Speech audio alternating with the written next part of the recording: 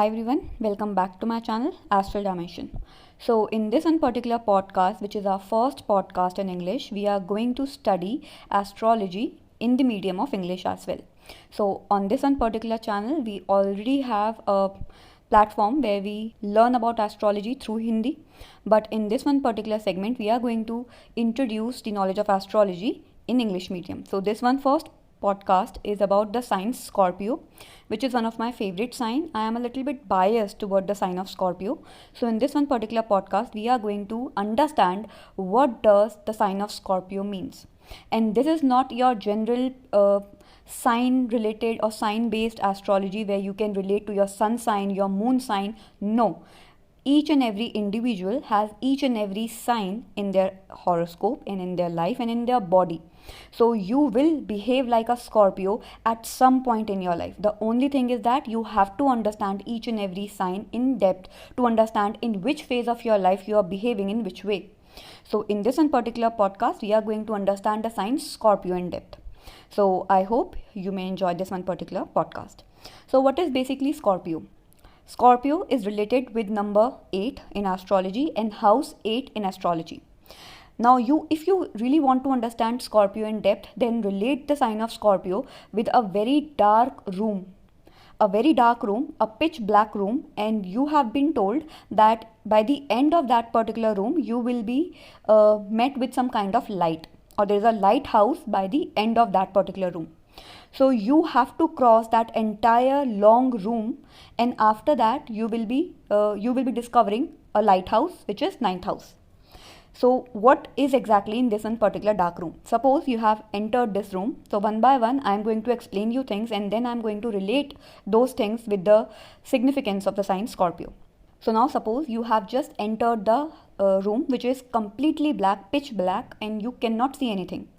So just when you enter that particular room, your survival instinct will be activated. Why? Because in the dark, naturally, we will become a little bit frightened, or if not frightened, then we will become a little bit anxious that what we might encounter ahead. So naturally, our survival instinct will be activated. So first thing, what does this one particular thing tells you? If a person has high intensity of Scorpio in their chart, naturally, they will have trust issues. Because naturally they will be having some kind of darkness around them, some kind of trauma, some kind of emotional burden, and due to those things they cannot trust people around them very easily. So 24/7 they will be at their survival instinct mode. They will have trust issues, they cannot trust you completely, and they will be very defensive because they don't know what might come ahead. So this is the first thing. So now, as you proceed in that particular room, darkness will increase. So suddenly you will realize that you cannot proceed all alone. You need something, you need some kind of help. So you will come outside and you will try to bring a stick with you so that you can check the floor ahead so that you can move smoothly. So what does this signifies? That stick can be your defense mechanism. Either you can learn occult, either you can learn manipulation, either you can learn something, you can either learn lying. You will have some kind of skill set that will give you an upper hand, that will give you some kind of edge over other people. So you can use either occult, you can be involved in astrology, psychology, psychiatry, healing, some kind of form which is not very easily found in other people. Either you will be a learner of body language expert, you can understand the facial expressions of other people, you will have some kind of intuition, you will have some kind of deeper understanding about human psychology, and due to that particular edge, due to that particular upper hand, you will be well equipped with dealing with other people. Why? Because naturally if a person has high Scorpion energy, they will be facing some kind of difficulty from the early childhood part of their life. So to overcome that, they will naturally have some kind of extra talent, some kind of psychic capabilities, or some inbuilt imagination or intuitiveness to overcome that particular area. And yes, they will be manipulated in the beginning, and later on they will learn the art of manipulation. Why? Because initially when you enter that particular dark room, you can get stuck with some things, and then you can fall on the ground. So you will be dealing with those kind of traumas and those setbacks in the beginning phase, but then slowly you will start to understand how to deal with that particular darkness. So you will adapt those changes, you will adapt some kind of darkness within you to cut out the darkness in front of you. Next, now you will realize nobody is watching you. Why? Because you are alone. The entire place is completely dark, pitch black. Nobody is watching you. Nobody is looking at you. So what can happen when nobody is watching us? The real self come out. Even if you are angry, you will be at your extreme level. If you are happy, you will be at your extreme level. If you are crying, then that sadness will be at its extreme level, because nobody is there to help you, to guide you, and nobody is giving you any kind of pressure to subside your feelings. So you will open up very intensely.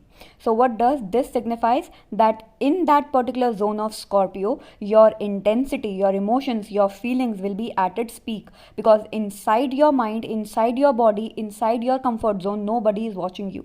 So if you love, then you love deeply. If you are sad, you are just completely at your lowest self. You will be depressed, you will be anxious, and nobody else will be understanding why you feel your emotions with so much intensity, because the problem is that nobody is watching you, nobody is with you in that kind of zone. So you will be feeling everything to a max level.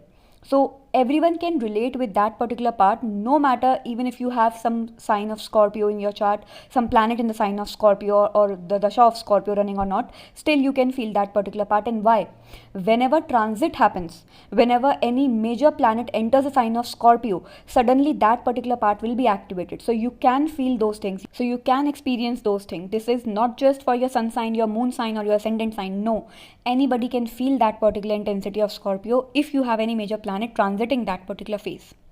Now next thing, just like I've told you, the intensity will be at its peak. Now this is a pitch black dark room, and suddenly you notice there is water.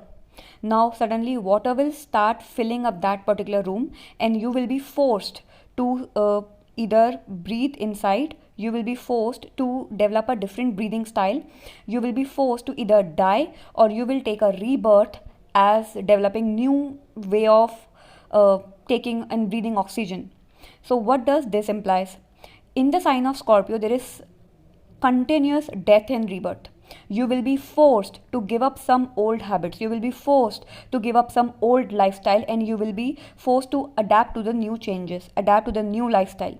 So in this one particular zone, in this one particular area, you will be feeling everything on your body, entire body.